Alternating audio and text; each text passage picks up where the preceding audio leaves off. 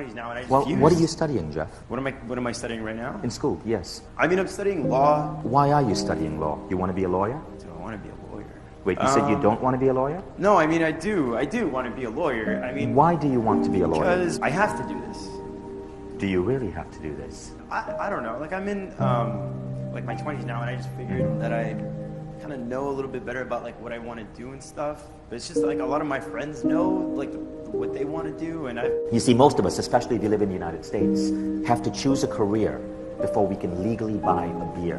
We have to decide when we are 17 or 18 or 19 what we want to do for the rest of our lives. I grew up in an Indian joint family. Now what this means is that we had 23 people living under one roof. I slept on a mattress lying on the floor next to my parents' bed, which is probably why I'm an only child. I was the kid with tape on my glasses because they would break all the time. That was what my teenage life was. But I realize now that every now and then, life will f you up to teach you a lesson. And there was a lesson that I was going to learn. Bill Gates had just completed a trip to India. So all over the news in Asia, it was about Bill Gates, the richest man in the world. And my granddad was fascinated by Bill Gates. I remember as he was driving, he turned to me and he said words that would change my life. He said, "Vision, you must be rich like Bill Gates. You must learn computers."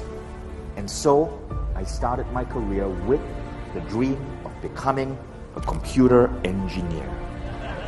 I worked hard, I studied hard, I strove to get good grades. I was in denial though, because to be honest, I hated my classes. I would do just enough work so that I wouldn't get kicked out. I studied performing art. I got A's for performing art, but I never went down those paths because I would have disappointed my family. In my family, performing arts, photography, those are not real careers. Losers do that. In an Indian family, you're either an engineer, a doctor, a lawyer, or a family failure. One day, in my junior year, Microsoft came to campus. They set up the booth, and all of us got to apply for the coveted Microsoft internship. Only 1% of computer science graduates in America would get that job at Microsoft. And I got it. I had made it. My grandfather, who at this point was dead, I knew if he was looking down on me, he would be so freaking proud. After being at that job for 1 and then 2 months, I woke up one night. Something fell off. The pivotal moment was about to come. A few days later, Bill Gates invited the entire batch of young Microsoft interns to his house. And we were in his front lawn, in his house, facing Lake Washington. The fellow interns who were part of our batch were there around Bill. He was shaking people's hands. He was telling them stories of the founding of Microsoft. But I couldn't go up to Bill. I couldn't shake his hand because in my mind, I knew that I was lying to myself and that I was lying to Bill. I shouldn't be there. I hated my job.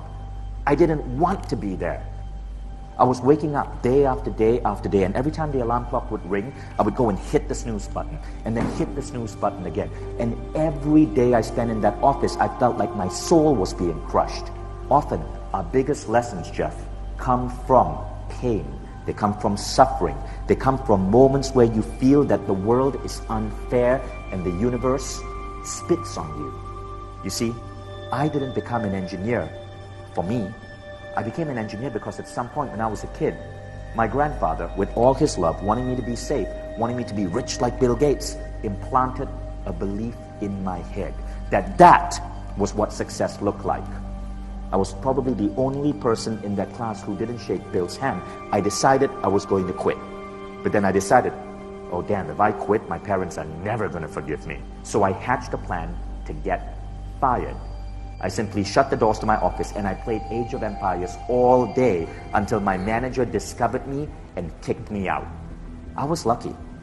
I was lucky that I discovered how horrendous life can be when you go down the wrong path. I was lucky I discovered that early.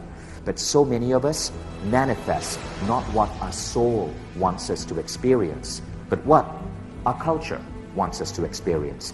But the problem is, like a fish swimming through water who can't see that it is in a substance called water, we can't see that we are swimming in a tangled web of human ideologies. I found myself broke, having to rent a two-seater sofa from a college kid in Berkeley. Two-seater so that my legs kind of hung off at night when I slept. On that two-seater sofa was everything I owned.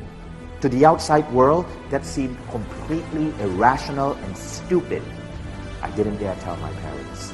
I was trying to pull myself out. You see, sometimes when you follow our heart, it's not going to be easy. And that second lesson is, what is more important than the outside voices is the voice within. And the voice within was telling me to press on. So, I started the company for $700. That's all it took. Started out in a Starbucks. And that's how the company and the life that I have today slowly started to form. And it took 10 years for everything to click. It didn't just work out perfectly. Remember, when you start doing the right thing, it's not like all of a sudden everything clicks and everything moves effortlessly. If that were true, you would not learn jack. Your soul wants you to paint this beautiful picture of your own life, this original masterpiece. You decide where the reds go and where the blues go and where the yellows go. You decide that. But most people don't. Most people rather decide that they want their life to come from a photocopy machine. They want their life to be photocopied from the lives of the people around them, their fathers, their mothers, their grandparents, their teachers, what society says is right.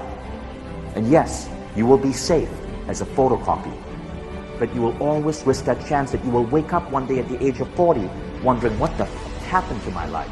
Why do I hit the snooze alarm over and over and over again? So remember the movie The Matrix, when Neo was given the choice between the blue pill or the red pill. The blue pill would make him continue living life as it is now. The red pill would make him wake up. There is a red pill in life. Now, you can take the blue pill, you can do life the way everyone else is doing. And I bet that over time, if you do it well, life will get better and better for you. Some of you might take the red pill. I did that. Now when you take the red pill, when you choose not to follow the status quo but to try to do your own thing, very often, this is what's about to happen. Your life will not have that same level of quality because you're doing things a little bit different.